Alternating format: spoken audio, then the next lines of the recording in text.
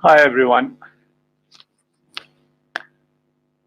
Our subject today is about al-ruh in Arabic, which means the soul or the spirit, maybe.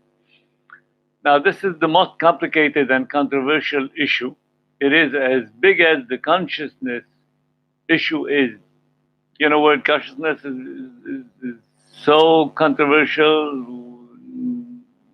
No real, no real even definition to it. Um, the soul and the spirit is actually or more or less the same. So its definition never one nor the same, which means there is no such thing as one definition. Almost contradicting one another, different definition, and no common denominator sometimes. Sometimes it's different definition, one from the other, one of which may be expressive enough to adopt, which is the spiritual or immortal part of a human being or animal regarded as immortal. Okay.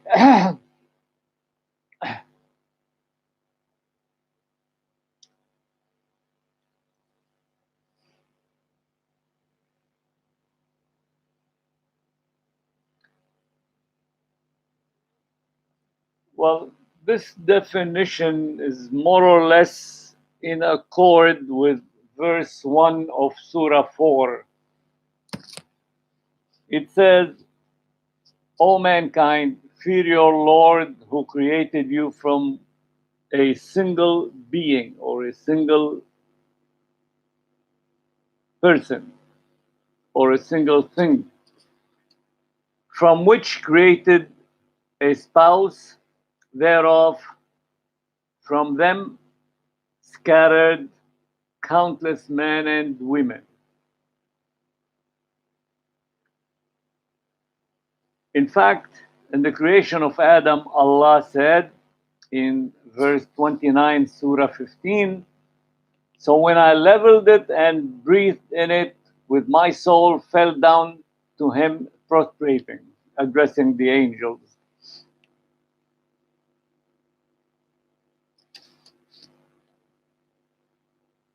The main idea about the soul in Quran manifested in verse 85, Surah 17, as follows. They'll ask you, O Muhammad, it's addressed to Muhammad, the verse, concerning the soul. Say the soul is by command of my Lord, and of knowledge of it is only a little that is communicated to you, which means that the soul is like a bunch of knowledge and data and information, and whatever we had, it's not even a drop in the sea, kind of. That's what the verse means. So the soul then, according to this verse, is knowledge, you know, being ignorant, not knowing anything, especially in primitive life, and being knowledgeable and knowing and have knowledge, etc., is, you know, different. Now, this knowledge is blown and injected inside our entity, which is a sign of our existence. And this knowledge is part of God's knowledge to expand, which means gave us like initiative knowledge, and then we have to develop it, and let it expand by acquiring more knowledge, by discovering things and learning things, etc. So we continue in verse 15, Surah 40. God said, talking about him, he casts the soul of his command upon whomsoever he will of his servants. as well as Jesus, like Adam, noted in verse 171 in Surah 4. It says, the Messiah, son of Maryam, is but an apostle of Allah, and his word, is a word from Allah. He cast in upon Maryam, which means Allah cast in this word upon Maryam, and a spirit or soul or spirit soul from him is like a ruh from Allah as well. And we all remember the meaning of this ayah. It means that Jesus, and probably Jesus alone, let's talk about, meaning he's equipped with the knowledge. He was born kind of equipped with the knowledge. Didn't he address some people while in crib when he was born? And Maryam said, they asked her, what is this? She pointed to him, and Jesus in his crib talked to them.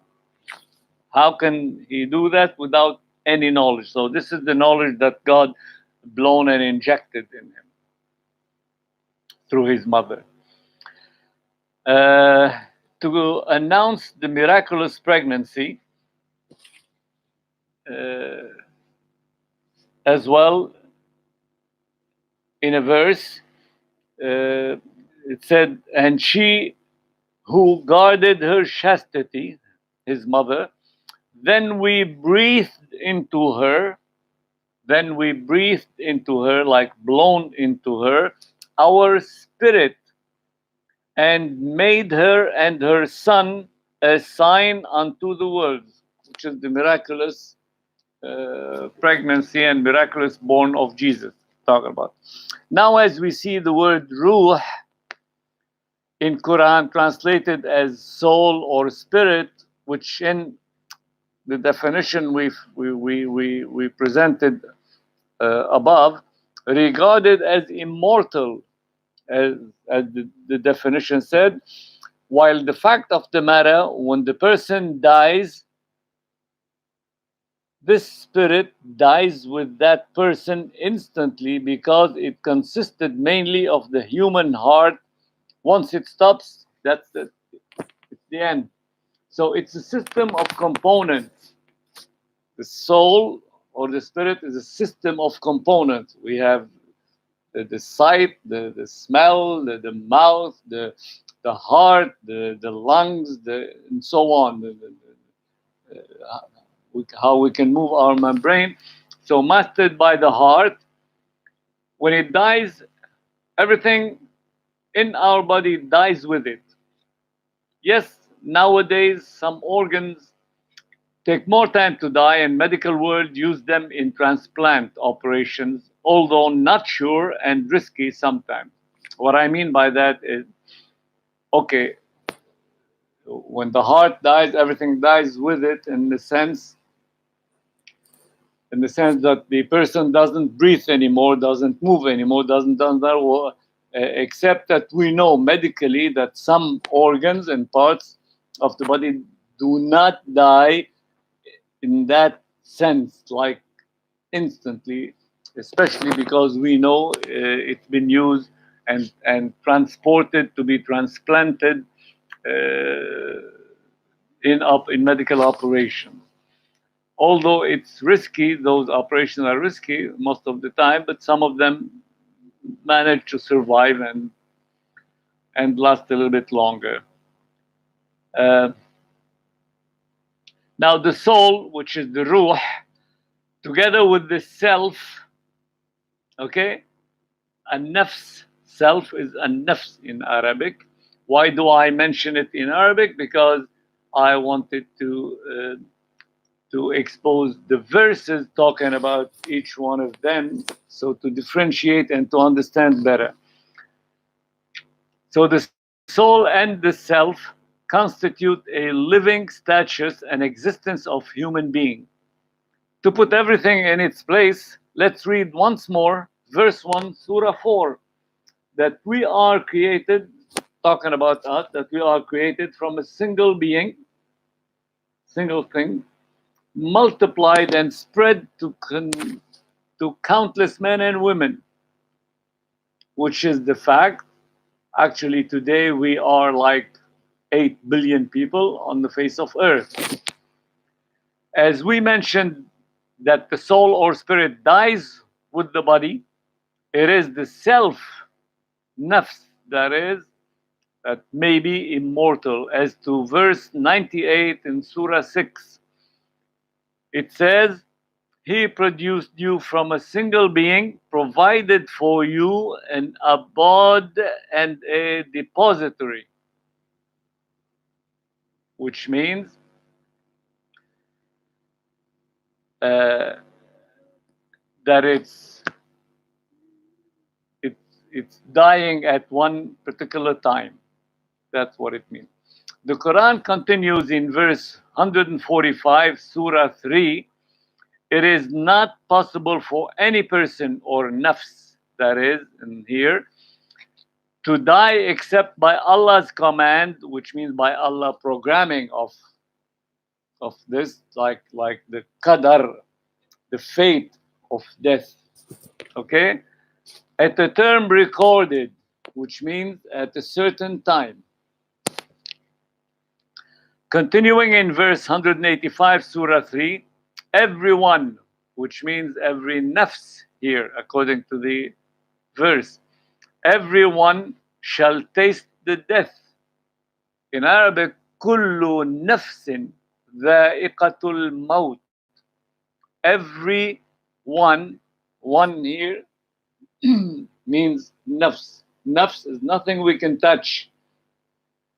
It's like the soul, nothing we can touch. But together with as I said, it constitutes an existence. When the person dies, the soul dies with it. And the nafs, according to the Quran, in the coming verse, we will see God said, come back to me, which means the nafs goes back and never dies. We will see it in a while. So in verse 185 in Surah 3, everyone or every nafs shall taste the death. Coming to the example of Cain and Abel in verse 30, Surah 5, which says, so the self of the other, the nafs that is here, the self of the other, encouraged him to murder his brother.